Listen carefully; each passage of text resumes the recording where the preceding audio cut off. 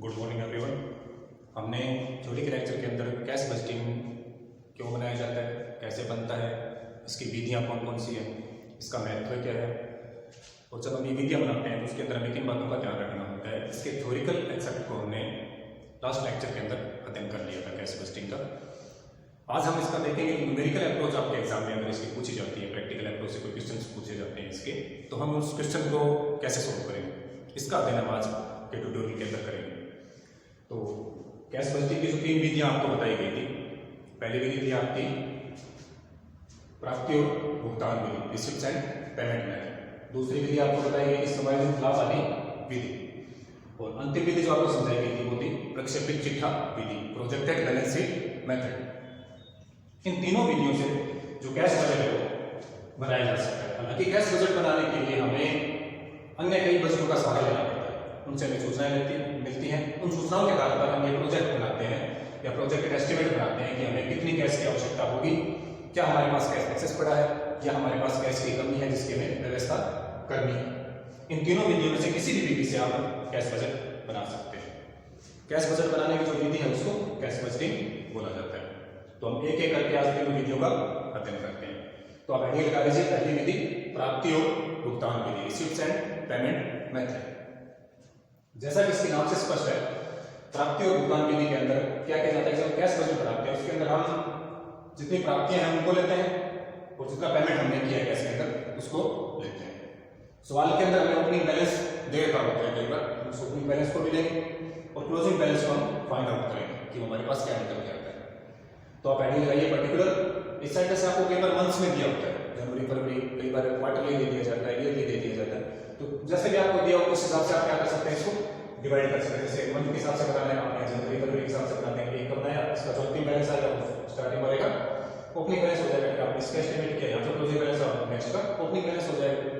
या फिर आपको सिर्फ एक ही महीने का या एक क्वार्टर का या 6 मंथ का बनाने का बोला तो आप इसको इकट्ठा बना सकते हैं। तो सबसे पहले आप क्या लिखोगे, ओपनिंग बैलेंस, जो कि आपको सवाल के अंदर क्या होगा, गिवन होगा। ओपनिंग बैलेंस सवाल आपके अंदर दिया होगा, आप क्या करेंगे, हम देखते हैं सबसे पहले रिसीप्ट्स, हमारी प्राप्तियां कितनी है, लेकिन कौन सी विधि पढ़ रहे हैं, प्राप्ति और भुगतान विधि। तो जितनी भी प्राप्तियां हैं उनको आप एक एक करके इसमें क्या करते जाएंगे, लिखते जाएंगे। हमने एक तरफ ओपनिंग बैलेंस ले लिया, अब इसमें क्या ऐड कर रहे हैं, जैसे आपने कैश सेल्स की, नगद बिक्री आपने की, उसको हमने लिख दिया। आपको डेबिट से कलेक्शन हुआ, पीछे का ड्यू था, इस मंथ का ड्यू था, डेबिट से आपको कोई कैश की कलेक्शन मिला, आप उसको कंसीडर कर लेंगे।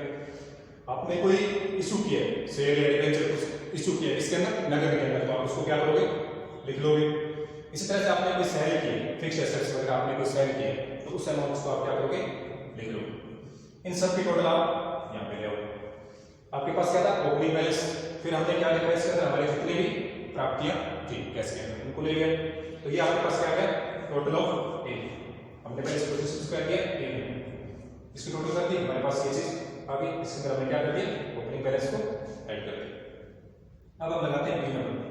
बी में हम क्या लेंगे, पेमेंट्स को लेंगे, जितने भी पेमेंट्स हमने बिजनेस के अंदर किए उससे संबंधित हमें सवाल के अंदर गिवन होंगे, तो एक एक करके आप उसको लिखते जाओगे।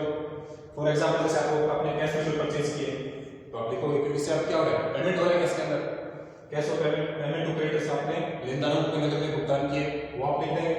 आपने कोई सैलरी का, मजदूरी का जिसका भुगतान किए उसका आप लिख देंगे, वेजेस एंड सैलरीज।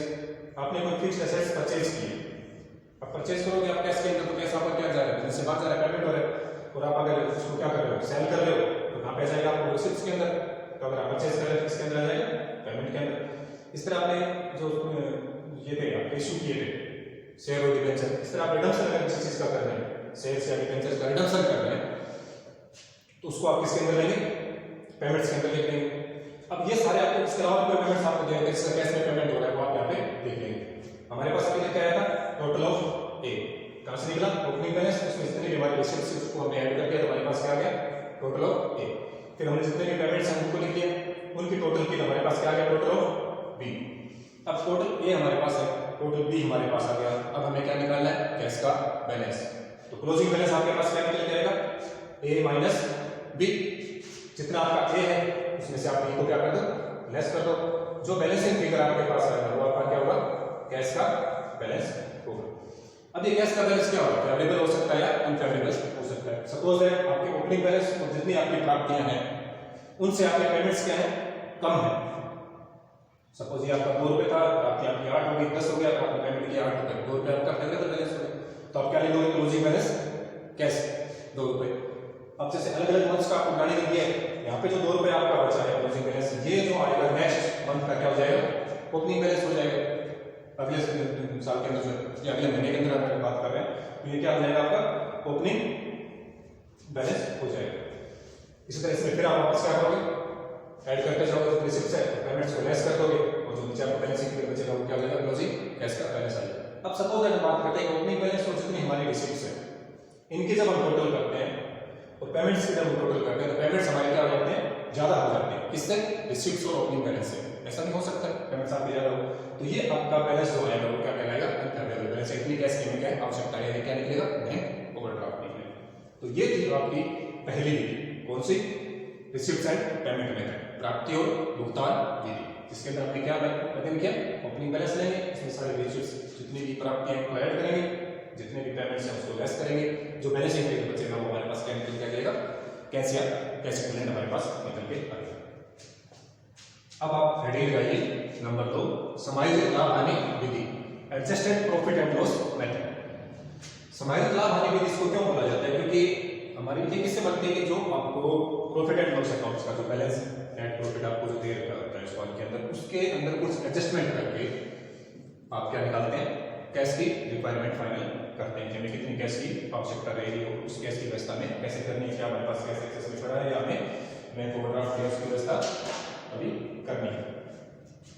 तो इसके अंदर भी क्या होगा, सवाल के अंदर आपको क्या होता है, ओपनिंग बैलेंस गिवन होगा, अगर सवाल में दिया तो आप लिख दीजिए, ठीक है। अब बात आती है कि हम बाकी सवाल को कैसे करेंगे, इसके अंदर हम ऐड करते हैं। ऐड हम क्या करेंगे, सबसे पहले हम क्या करेंगे, बजटेड नेट प्रॉफिट जो हमारे को सवाल में दे रखा होता है, जितना प्रॉफिट एंड लॉस का बैलेंस हमारे को दिया होता है हम उसको लेते हैं, ये सवाल के अंदर आपको गिवन होगा। इसमें कुछ एडजस्टमेंट करके हम क्या निकालेंगे, कैश की रिक्वायरमेंट्स फाइनल करेंगे। ओपनिंग बैलेंस आपको दिए, प्रॉफिट एंड लॉस का आपको बैलेंस दे रखा है, प्रॉफिट एंड लॉस का बैलेंस फेवरेबल हो सकता है, अनफेवरेबल हो सकता है, फेवरेबल होगा ओपनिंग बैलेंस ऐड कर दीजिए, माइनस के अंदर अगर लॉस हो रखा है आपको ओपनिंग बैलेंस कितना कैश का पड़ा उससे लेस कर दीजिए, वही अमाउंट आपके पास बचेगी कैसे, क्योंकि अंततः हम क्या फाइनल कर रहे हैं, हमें कैश की आवश्यकता कितनी है। तो हम एक एग्जांपल द्वारा देखते हैं इसको, कि ओपनिंग बैलेंस हमारे को दे रखा है, हमने लिख दिया। अब बजटेड प्रॉफिट जितना नेट प्रॉफिट आपको दिया सवाल के अंदर वो लिख लीजिए। अब इसके अंदर हम कुछ एडजस्टमेंट करेंगे। एडजस्टमेंट किनका करेंगे, ऐसे खर्चे जो वास्तव में हुए नहीं, जिनका कैश के अंदर हमने पेमेंट किया ही नहीं है, लेकिन प्रॉफिट एंड लॉस अकाउंट के अंदर क्या करते हैं, उनको शो करते हैं, उनको एक तरह से खर्चा, एक्सपेंसेस या हानि मान के पी&एल अकाउंट के डेबिट में उनको शो करते हैं। तो ऐसे खर्चे जो वास्तव में हुए नहीं है, लेकिन हमने उनको खर्चा मान के प्रॉफिट एंड लॉस में से लेस कर रखा है, उनको हमें क्या करना है, वापस ऐड करना है। तो एक एक करके हम देखते हैं कैसे कौन से खर्चे होते हैं जो प्रॉफिट लॉस में हम चार्ज कर देते हैं, लेकिन वास्तव में उनका कैसे पेमेंट करते ही नहीं है। सबसे पहले बात आती है डेप्रिसिएशन की। सवाल के अंदर अगर आपको डेप्रिसिएशन दे रखा है, तो आप इसको क्या करो, जो प्रॉफिट एंड लॉस का बैलेंस दे रखा है उसके अंदर वापस ऐड कर दो, क्योंकि हम डेप्रिसिएशन जो होता है वो प्रॉफिट एंड लॉस अकाउंट में हम क्या करते हैं, लेस कर देते हैं। लेकिन क्या डेप्रिसिएशन का वास्तव के अंदर हम कैश में पेमेंट करते हैं, कैश के अंदर वास्तव में पेमेंट नहीं होता, जबकि हमने क्या कर दिया, इसके माध्यम से कैश को कम दिखा दिया, तो इसको वापस ऐड कर दो। आपने कोई गुडविल रिटर्न ऑफ किए या कोई पेटेंट वगैरह ऐसा जिसको रिटर्न ऑफ कर किया, तो क्या इसका वास्तव में पेमेंट करते हैं, कैश के अंदर पेमेंट नहीं होता है, हम हर साल इसको रिटर्न ऑफ करते हैं, इसको वापस क्या कर दीजिए, ऐड कर दीजिए। आपको कोई इन्वेस्टमेंट या फिक्स्ड एसेट्स बेची, उसके ऊपर आपको क्या हुई है, लॉस या हानि हुई, इसको भी हम क्या करते हैं, प्रॉफिट में से लेस करते हैं, पी&एल अकाउंट में दिखाते हैं, लेकिन वास्तव में क्या हानि होती है, कैश में पेमेंट करते हैं, क्या हानि, आपकी संपत्ति थी उसको आपने सेल किया, उसमें आपका लॉस हो गया, क्या वास्तव में आपने कैश में पेमेंट की नहीं की, लेकिन हमने लेस किया पी&एल अकाउंट से, हमारे कैश में क्या दिखा रहा है, कम दिखा रहा है, तो हम इसको वापस क्या करेंगे, ऐड कर देंगे। आप कोई फिक्स्ड एसेट्स या सेल कर रहे हैं कैश के अंदर, उसको ऐड कर दीजिए, आपको कैश प्राप्त हो रहा है, आपका कैश का बैलेंस तो बढ़ेगा। आपकी करंट एसेट्स में कोई डिक्रीज हो रहा है, चालू संपत्ति आपकी कम हो रही है, उसको आप ऐड कर दीजिए, सिवाय किसके, कैश और बैंक के, ये ध्यान रखना है, क्योंकि कैश बजट तो बना रहे हैं, तो सिवाय कैश और बजट के डिक्रीज हो रही है, उसको आप क्या कर दीजिए, ऐड कर दीजिए। अगर आपकी कोई करंट लायबिलिटीज इंक्रीज हो रही है, तो उसको क्या कर देंगे, आप ऐड कर देंगे।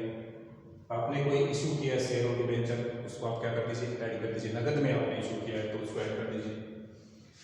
अब ये सारी अमाउंट्स आपने देखी कि कुछ मदद ऐसी है जो हमने P&L के अंदर चार्ज की है, जो वास्तव में कैश की पेमेंट नहीं की, और कुछ ट्रांजेक्शन ऐसी है जिसमें हमारा कैश में ट्रांजेक्शन हो, इसलिए उसको ऐड कर रहे। इन ट्रांजेक्शन को हमने क्यों ऐड किया? क्योंकि हमने P&L में इसको क्या कर रखा था, लेस कर रखा था, जबकि वास्तव में बिजनेस के अंदर से कैश बाहर नहीं गया।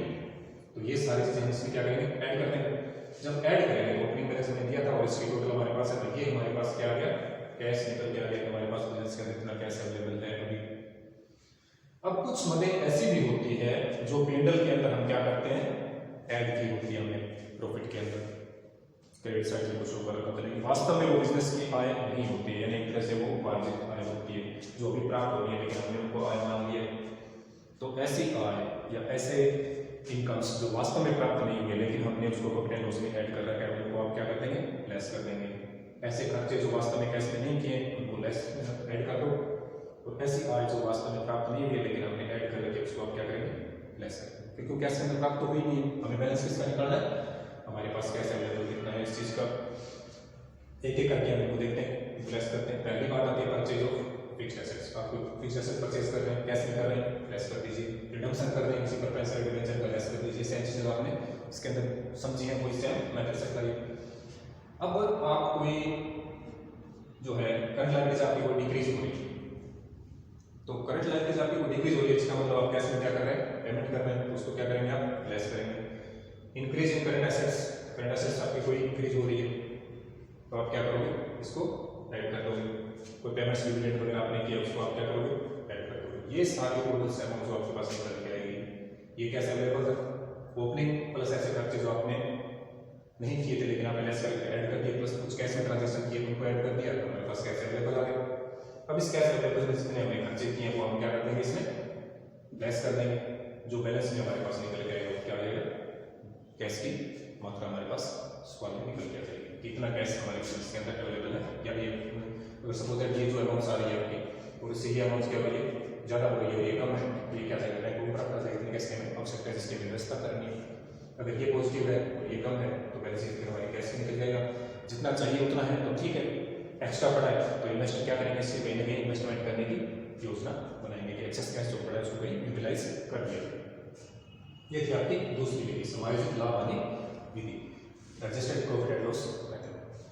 अब आप ऐड लगाइए नंबर 3 और अंतिम विधि, प्रक्षेपित चिट्ठा विधि, projected balance sheet method. Projected balance sheet method इसको क्यों माना जाता है, इस सवाल के अंदर आपको सूचना नहीं होती है, पुरानी बैलेंस शीट आपको जो दे रखी होती है उसके आधार पे जो सूचनाएं होती है और जो बैलेंस शीट दे रखी है उसके आधार पे क्या बनाते हैं, प्रोजेक्टेड बैलेंस शीट बनाते हैं। प्रोजेक्टेड बैलेंस शीट बनाने के बाद में दोनों तरफ की जब हम टोटल करते हैं बैलेंस शीट की क्या टोटल आनी चाहिए, बराबर आनी चाहिए। अब इनमें से जब हम एक तरफ सारी लायबिलिटीज और एक तरफ सारी एसेट्स लिख लेते हैं और जब इसकी टोटल करते हैं तो जो ये दो चीजें होती है ये सवाल के अंदर आपको गिवन नहीं होती, ठीक है। तो सारी लायबिलिटीज आपने लिखी, शेयर कैपिटल हो गया, कैपिटल रिजर्व हो गया, P&L हो गया, डिबेंचर हो गया, आपका कोई क्रेडिटर्स हो गए, आउटस्टैंडिंग एक्सपेंसेस हो गए, ये सारे जितने भी लायबिलिटीज आपको गिवन है सवाल के अंदर वो आपने लिखी। इस तरह से आपको जितनी एसेट्स दी गई वो आपने लिखी, जैसे लायबिलिटी हो गया, प्लांट वगैरह, मशीनरी, फर्नीचर, क्लोथिंग, उसके ऊपर डेब्टर्स। अब दोनों तरफ की हमने टोटल की, दोनों तरफ की टोटल जब हमने की तो हमें पता लगा कि लायबिलिटीज साइड की टोटल तो है ज्यादा और एसेट साइड की टोटल है कम। यानी इसके जब टोटल की तो ये तो आ रहा है हमारे पास 10 रुपये और ये आ रहा है हमारे पास 8। तो आप यहाँ पे बैलेंसिंग फिगर में क्या लिखेंगे, 2 रुपये लिख लेंगे। ये बैलेंसिंग फिगर आपका क्या कहलाएगा, कैश या बैंक, यानी इतना कैश आपके पास पड़ा है, आपका अवेलेबल बैलेंस है, अवेलेबल कैश बिजनेस के अंदर आपका है। अब कंडीशन दूसरी भी हो सकती है, सपोज दैट इसकी टोटल क्या आ रही है आपकी 10 और इसकी आ रही है 8। अब जो बैलेंस शीट का 2 रुपये आएगा वो कहाँ पे आएगा, यहाँ पे है। तो यहाँ पे आप क्या लिखेंगे, बैंक ओवरड्राफ्ट, ब्रैकेट के अंदर क्या लिख देंगे, बैलेंसिंग फिगर। ये चीजें कैसे निकल के आती है, दोनों साइड बैलेंसिंग फिगर में, जिस साइड की टोटल ज्यादा है उसके रिमेनिंग साइड आप बैलेंसिंग फिगर में कैश या बैंक जो सवाल में किया उसके हिसाब से लिख दीजिए, इस चीज की उसके नाम से मांगिए। अगर आपकी लायबिलिटीज ज्यादा है, एसेट्स कम है, तो आपका अवेलेबल बैलेंस है वो बैंक या कैश लेके आप शो करेंगे। अगर आपके एसेट्स ज्यादा है, लायबिलिटीज आपकी कम है, तो ये आपका क्या होगा, बैंक ओवरड्राफ्ट, यानी इतने कैश की व्यवस्था आपको क्या करनी है, व्यवस्था करनी है। ये थी आपकी अंतिम विधि, प्रक्षेपित चिट्ठा विधि। तो हमने आज अध्ययन किया कैश बजटिंग की 3 विधियों का। पहली विधि प्राप्ति और भुगतान विधि, दूसरी विधि हमने देखी समायोजित लाभ हानि विधि, और अंतिम विधि का हमने अध्ययन किया प्रक्षेपित चिट्ठा विधि। इनकी न्यूमेरिकल आपको सवाल में इन्हीं सूचनाओं के आधार पर कुछ एंट्रीज आपको दी होंगी, जिस एंट्रीज की आपको क्या करनी है, वैल्यू पुट करनी है, और बैलेंस में आपको क्या फाइंड आउट करना है, कैश का बैलेंस। आज के लेक्चर में इतना ही। Thank you.